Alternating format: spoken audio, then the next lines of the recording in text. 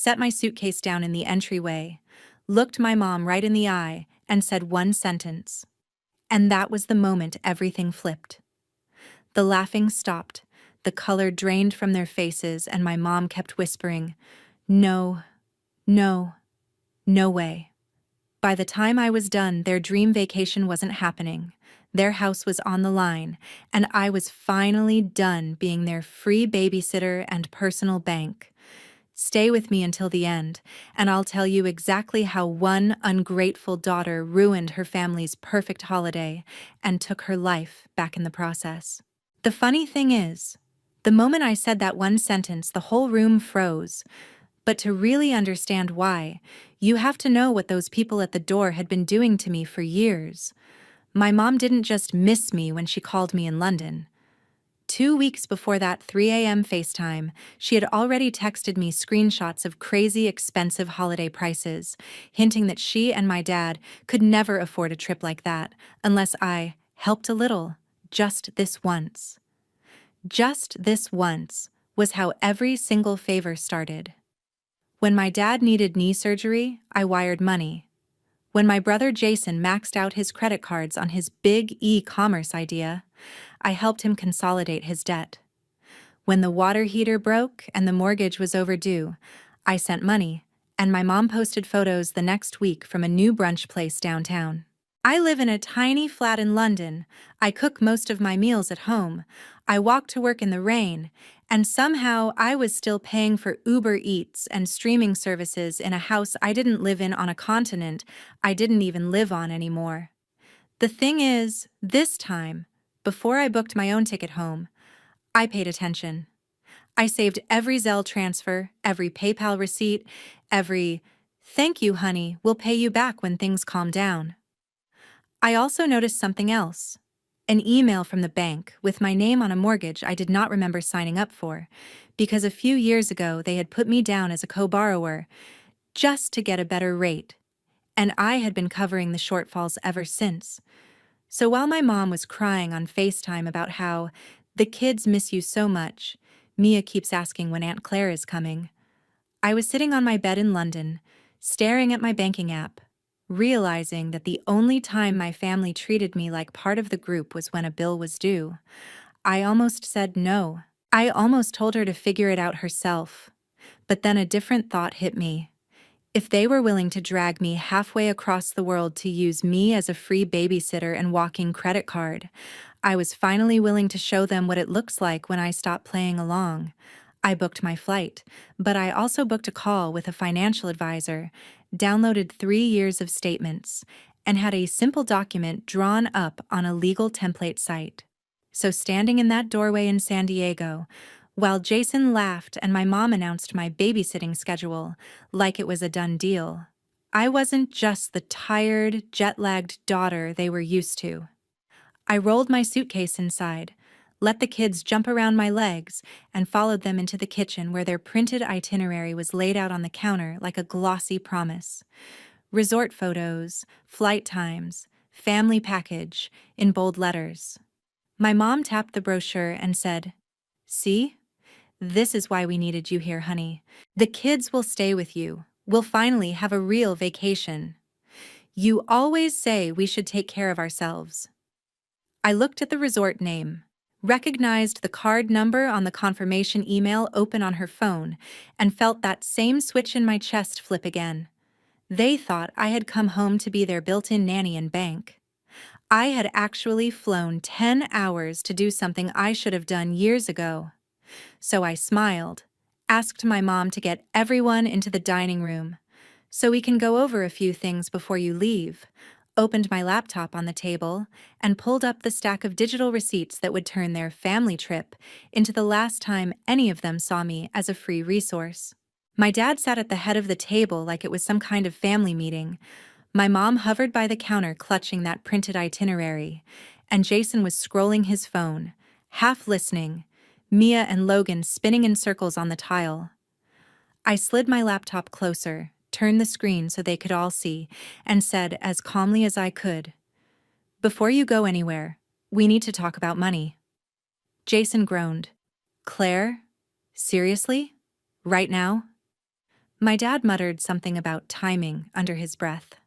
My mom gave me that wounded look and said, "Honey, we've been under so much stress. Can we please not start a fight before we even leave?" I didn't raise my voice. I just clicked to the first folder on my screen labeled Miller Household and opened a spreadsheet. Every line was dated, color-coded, and brutally clear. "Last March," I began, "you called me because the mortgage was 2 months behind. I wired $1,200. In June, Jason's business expenses maxed his card. I sent $2,500. When the water heater broke, $900. When Dad's truck needed new tires, $600. When the electric bill was past due, $300 here, $400 there. Every month for 3 years there's something." I scrolled slowly so they could see the amount stacking up, highlighting entries as I spoke. This is not counting the Disney Plus, Hulu, Netflix, Spotify Family Plan, your Walmart Plus, the cell phone plan, the random emergency Venmo requests that somehow always line up with Black Friday or Labor Day sales. Jason straightened in his chair, color draining from his face as he recognized his own. "I swear I'll pay you back next month." Memos in the notes column. My mom's hand flew to her mouth when she saw her texts screenshotted next to deposits for gas money to visit Grandma, followed by photos of her at a new nail salon. My dad's jaw tightened when he saw the PayPal transfer labeled knee surgery copay, and then the receipt for a brand new flat screen that showed up the same week. "This isn't fair," my mom whispered. "You're making us look like bad people." I shook my head. "I'm not making you look like anything. I'm just showing you what actually happened." Then I scrolled to the bottom, to the row in bold. The total number sat there, big and undeniable. "In the last 36 months, I said quietly, "I have sent this house just over $60,000. The room went dead silent. Jason blinked hard. My dad stared at the wall. My mom kept whispering, "No, that can't be right. That can't be right." Like if she said it enough, the math would change.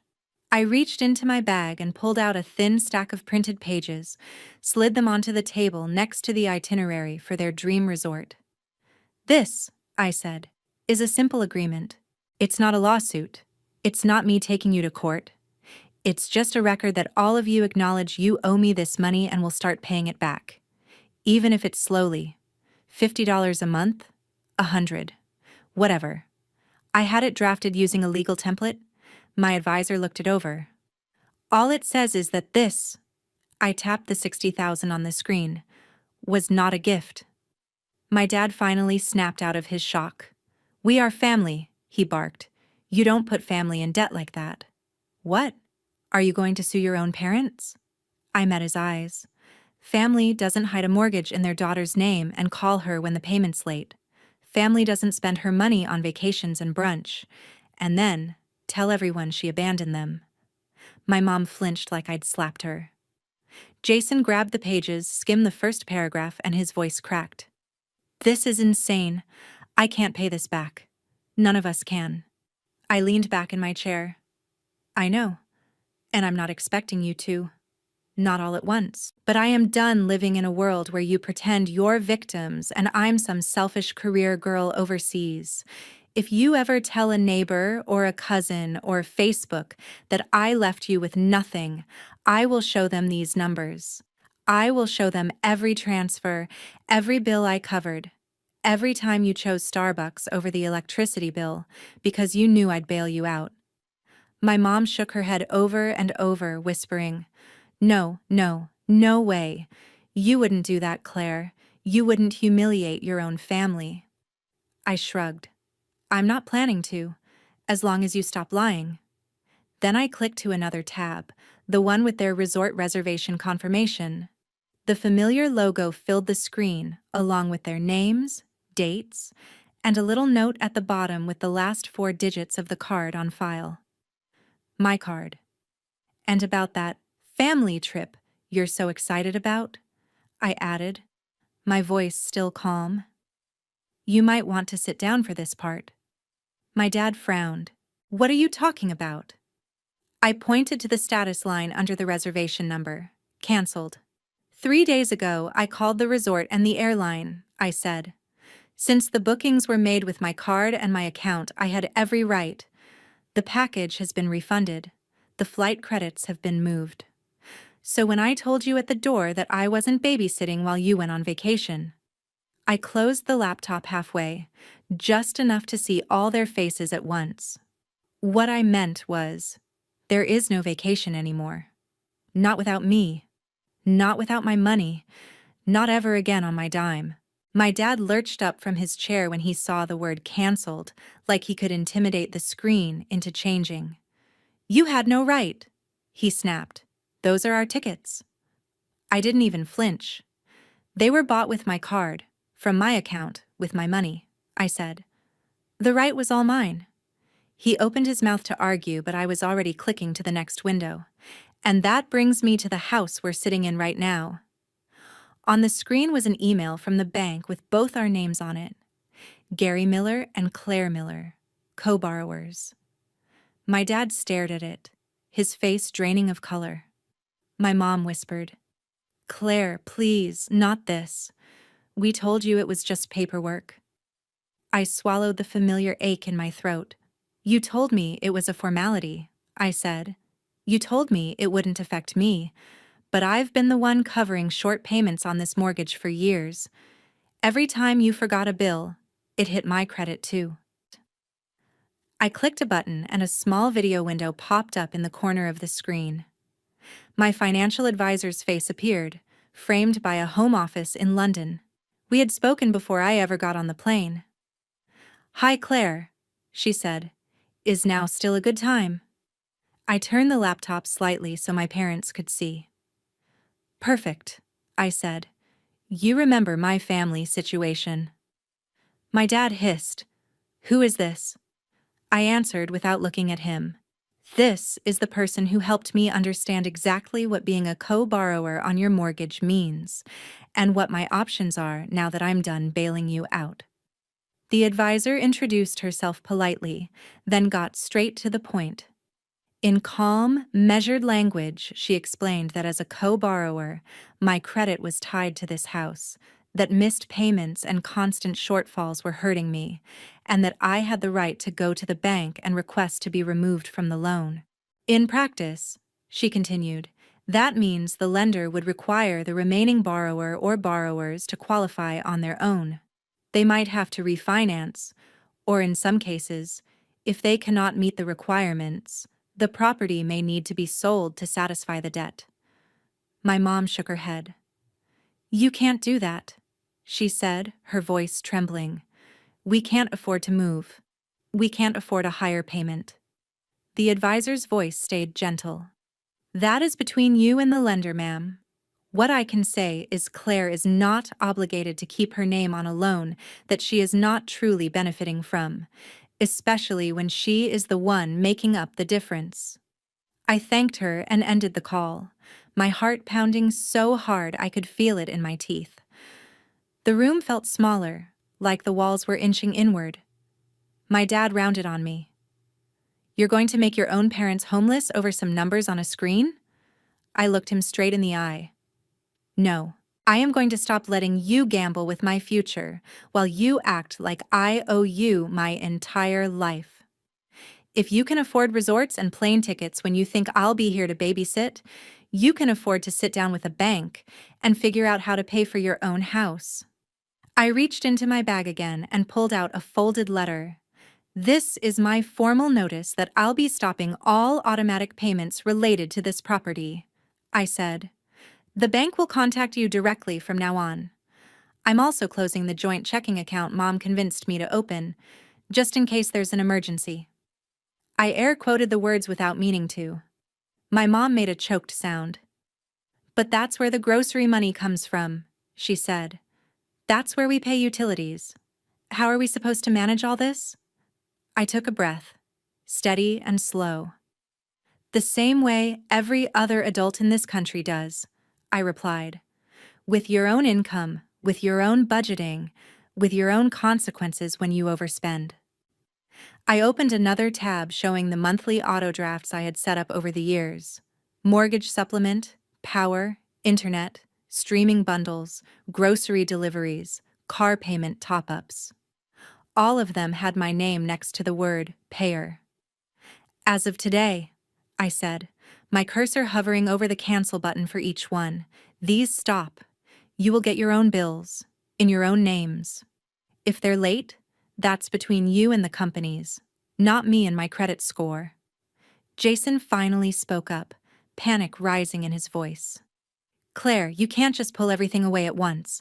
At least give us time. I'm looking into more hours. I'll sign up for more delivery shifts, I swear. Just don't screw us like this. I turned to him. You're 34 years old, I said. You have 2 kids. You should have been doing that years ago without me dangling in the background as a safety net. He stared at the table, jaw clenched.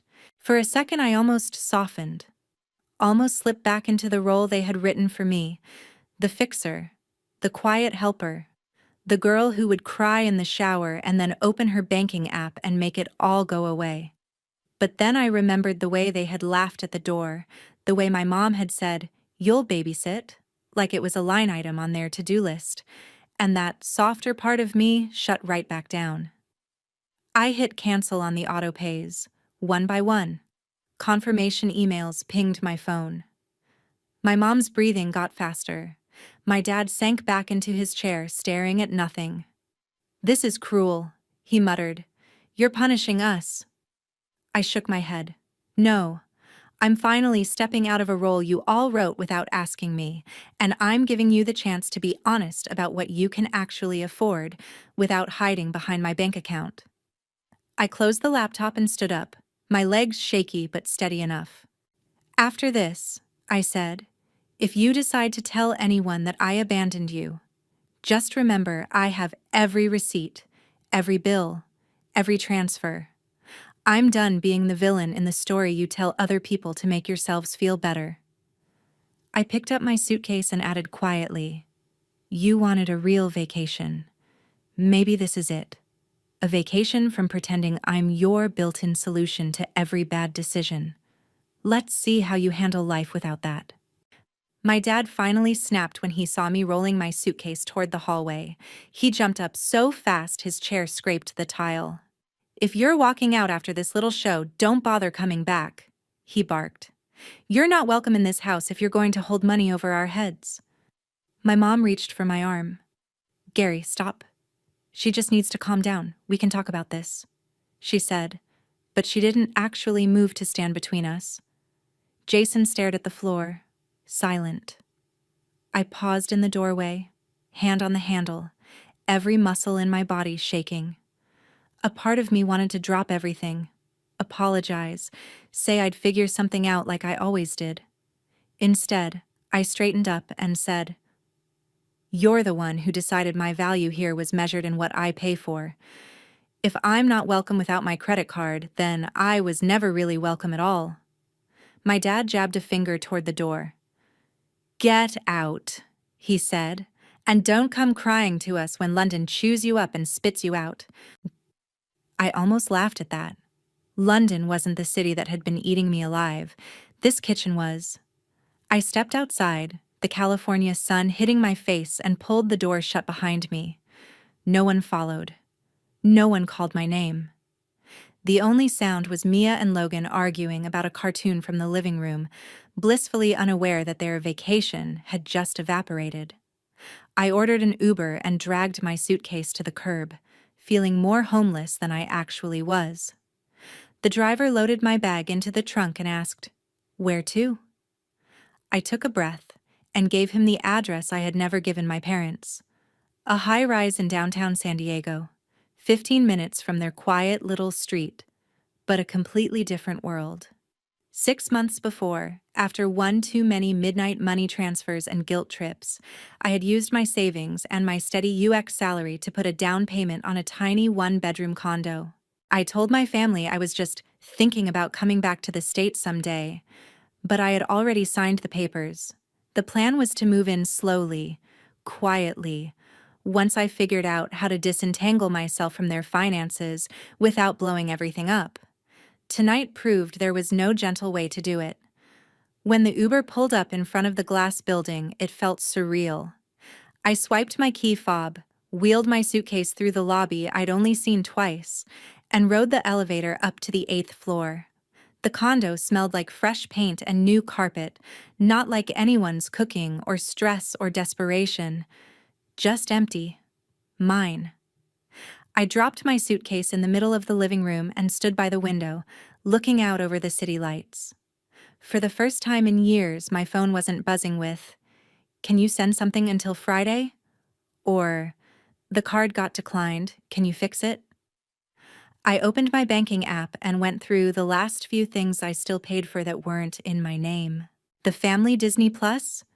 Canceled. The Hulu bundle? Canceled. The Spotify family account? The shared cloud storage? The random Apple charges for games the kids downloaded? Canceled, canceled, canceled. Each confirmation email felt like cutting a string that had been wrapped around my ribs for a decade. I brewed myself a cup of cheap grocery store coffee in my brand new, barely stocked kitchen and sat cross-legged on the floor because I didn't even have a couch yet. In the quiet, without my mom's constant sighing or my dad's TV blaring, the doubts rushed in. What if I'd gone too far? What if they really couldn't keep the lights on without me? What if I had just turned into the selfish, ungrateful daughter my dad always warned me not to be? Then I remembered how my mom had opened the door like I was a maid showing up for a shift. I remembered Jason joking about the kids wiping their snot on me while they all laughed, assuming I'd just slide into place and make their plans possible. And underneath the fear and the guilt, something else settled in my chest for the first time in years, a thin, quiet layer of peace. They were going to feel the impact of my absence, no doubt. The bills would come, the late fees would stack, and the life they'd built on top of my invisible paycheck would start to wobble. But tonight, in this tiny, echoing condo, there was no one to save but me. I took a sip of coffee, opened my laptop again, and watched as the new emails started to roll in from the bank, the utility companies, the streaming services, all of them confirming what I already knew. For the first time, my family was on their own. The first sign that my decisions were actually hitting them didn't come from a phone call or a text. It came from Facebook. About a week after I moved into the condo, my friend Emma sent me a screenshot with a simple message. Have you seen this? It was my dad's profile, his name right there above a long, dramatic status about how some kids forget who raised them the second they get a fancy job overseas, and how he and my mom were left with nothing right before Christmas. He never used my name, but he did not have to. Our daughter flew in from London and decided money was more important than blood. He had written, "Pray for us." Underneath were comments from people who had known me since I was in braces. "So sorry, Gary, that is awful. Kids these days do not understand family. You gave her everything and this is how she repays you?" One woman added, "If she will not help, maybe set up a GoFundMe, we will share it." My stomach twisted like I had swallowed ice. He was doing exactly what I had warned him not to do, turning himself into the helpless victim and me into the cold-hearted villain, rewriting the entire story for an audience that had no idea how many times I had paid their bills in silence. For a minute, I paced my tiny living room, phone in my hand, fingers hovering over the call button. I almost drove back to that house. Almost begged him to take it down. Almost offered to reinstate one of the payments just to make the humiliation stop. The old version of me, the one trained to fix everything, was clawing at the inside of my chest. Then I pictured the spreadsheet on my laptop. I pictured the email tying my name to their mortgage, the stacks of transfers, the way my mom had looked past my face and straight at my suitcase when she opened the door, like I was a delivery driver dropping off a package. That image snapped me back. Instead of calling my dad, I opened my email and pulled up the thread with my financial advisor. I told her about the post, about how my family had been using my money for years while claiming they were barely getting by, and I asked one simple question. Was there anything else I needed to do to protect myself now that I had cut them off? She responded with a calm, detailed reply about documenting everything, saving copies of every transfer and bill, and making sure the bank and any relevant agencies had the full picture of who had actually been paying what. She mentioned that in situations like mine, where one person is unofficially propping up a household that is also receiving certain benefits or claiming hardship, it can be appropriate to ask for things to be reviewed, just to make sure everything is above board. I did not need a step-by-step manual. I just needed to know I was not crazy for thinking something was off. Over the next few weeks, while my dad kept posting vague complaints about ungrateful kids and this generation, envelopes started showing up at the house on their quiet cul-de-sac. I did not see them myself, but my mom's frantic texts told me enough. "Did you talk to the bank?" She wrote one morning. "We got a letter about reassessing the loan. They want updated information." Another day, early on a Monday, came a barrage of messages. "There is something from the IRS. I am freaking out. I thought you said everything was fine. Why are they asking questions?" I had never said everything was fine. I had said I was done smoothing things over in the dark. The bank wanted updated documents for the mortgage. The utility companies wanted full payment instead of the partial ones I had been slipping in at the last second, like some invisible janitor cleaning up a mess no one else acknowledged. The comfortable fog they had been living in was thinning, and there was nothing left to hide behind except the reality of what they could actually afford. Jason finally texted asking to meet at a coffee shop near my building. When he walked in, he looked smaller without the sarcasm to puff him up. Dark circles under his eyes, stubble he had clearly not had time to shave, a delivery bag slung over his shoulder. He dropped into the chair across from me and got straight to it. "Dad needs to shut up online," he said, rubbing his face. "Those posts are making everything worse. He is embarrassing himself. And Mom, and honestly me too. And I know you are mad, but some of this, the letters, the calls, you did something, right?" I took a slow sip of coffee, letting him sit in the discomfort for a second before I answered. "What I did was stop pretending we were all being honest," I said. "I talked to professionals. I made sure my name would not go down with a ship I was not steering. If that means some systems are finally noticing where the money has actually been coming from, that is not my fault." He stared at the table, then admitted he had signed up for more shifts, sold some of his old tech gear, moved his kids into a smaller room so he could take on a roommate and cut rent. "It sucks," he said, voice low, "but for the first time I am actually seeing what stuff costs. Like, really seeing it. Groceries, gas, daycare. I did not get it before. I just knew if it got bad enough, someone would text you." Meanwhile, my mom was selling designer bags and home decor she had bragged about on social media, listing them on Marketplace with captions like "barely used," when I knew exactly how often she had carried them to brunch. The new television my dad bought after his surgery, the one he justified as recovery entertainment, disappeared from the living room in my cousin's holiday photos, replaced by an old boxy set from the garage. Their truck was finally repossessed one gray morning after too many missed payments, the kind of scene they used to cluck their tongues at when it happened at a neighbor's house. Now it was their driveway, their sidewalk, their embarrassment as the tow truck hauled away a symbol of a lifestyle they could no longer fake. Through all of it, my dad kept my number unblocked, but he never once called to apologize or tell the truth. He just kept throwing little grenades online, vague posts about betrayal and ingratitude, hoping someone would pick them up and carry them to me so I would feel guilty enough to crawl back. He told anyone who would listen that his daughter had abandoned him for money and status, conveniently leaving out that most of the money had been flowing in the opposite direction for years. I did not respond publicly, did not jump into the comments to defend myself, did not write my own dramatic post with screenshots attached, even though the petty part of me desperately wanted to. I did not have to. I had my receipts. I had my advisor.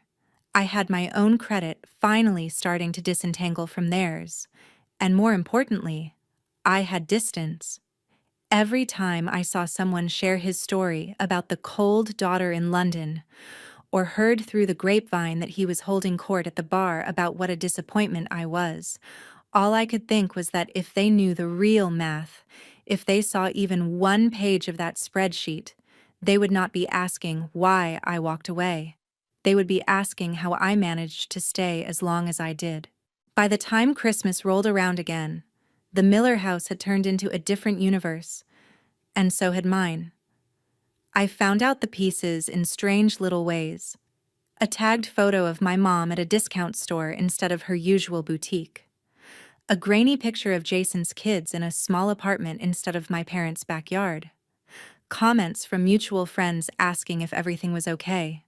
I didn't reach out.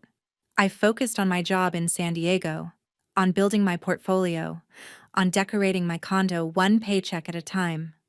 I bought a secondhand couch, a fake tree for the corner, and strung up cheap fairy lights that made the place look warmer than it had any right to feel. Then, one rainy Tuesday in December, someone knocked on my door. When I checked the peephole, my stomach dropped. It was my mom. She looked smaller somehow. No full face of makeup, no carefully styled hair, just a tired woman clutching a reusable grocery bag to her chest like a shield. I let her in, heart pounding. She stood in the middle of my little living room and turned in a slow circle, taking in the couch, the view, the tiny Christmas tree with 3 mismatched ornaments. "I didn't know it looked like this," she said softly. "I always pictured you in something bigger, fancier." I shrugged. "This is what I can afford, without paying for 2 households." She winced like the words physically hurt. Then she opened the bag and pulled out an envelope. Inside was a check. Not for 60,000, not even close. But it was something. "It's from selling things," she said quickly, eyes shiny. "Bags, some jewelry, that coffee table you hated. And I've been picking up extra shifts at the office. It's not much, but it's a start." I told Jason we can't pretend it was all a misunderstanding anymore. For a second I just stared at the check. It wasn't about the amount. It was about my mother, who had spent years acting like my money grew on trees, standing in my small, very human-sized living room and admitting, out loud, that she'd treated me like an ATM. She sat down on the edge of the couch and started crying. Not the manipulative, loud sobbing from the 3 a.m. FaceTime call. Quiet, broken little sounds. "Your father still says you betrayed us," she said. "He tells everyone you turned on your family because you think you're better than us. But I can't keep saying it. Not after seeing those papers. Not after the bank letters. We did use you. I did." I sat next to her, leaving space between us. "I'm not asking you to hate him," I said. "I'm asking you to stop letting him rewrite what happened just so he doesn't have to feel guilty." She nodded, wiping her face. "Jason's working," she added. "Like, really working. Driving late nights, doing warehouse shifts. He moved into a smaller place. The kids share a room now, but at least it's a place he pays for himself. He wanted me to tell you, thank you for the spreadsheet." I actually laughed at that, a short, surprised sound. "I didn't make that for him," I said. "I made it for me." She looked at me carefully. "Do you think someday we could have a Christmas where you come over and it's just dinner? No money talk, no hidden bills. Just us?" My throat tightened.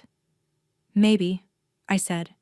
But that only happens if everyone in that house understands I am not their safety net anymore. If I come, it's because I want to, not because there's a payment due. She nodded again, stood up, and hugged me. A real hug this time, the kind I'd been chasing for years. When she left, I slipped the check into a drawer. I didn't cash it right away. I just needed to know that, for once, the flow of money was pointed in the other direction. As for my dad, the last thing I saw from him was another vague post about family turning their backs. I muted him, then finally blocked his profile and his number. It felt less like slamming a door and more like closing a wound that refused to heal. That Christmas Eve, I sat alone on my couch, tree lights blinking, a cheap mug of hot chocolate in my hands, and for the first time in my life, I didn't feel obligated to be anywhere else. No flights, no babysitting schedule, no emergency transfers. Just quiet. Just mine. Here's what I learned. Family doesn't stop being family just because you say no. The people who truly love you will eventually adjust to your boundaries. The ones who were only there for what you could provide will call you selfish the moment you stop bleeding for them. It hurts. It's lonely. But sometimes distance is the only way to stop drowning in someone else's bad decisions. So let me ask you this. If the people draining your bank account and your sanity share your last name, would you keep paying the price just to be called loyal? Or would you walk away like I did and finally give yourself permission to be your own family first?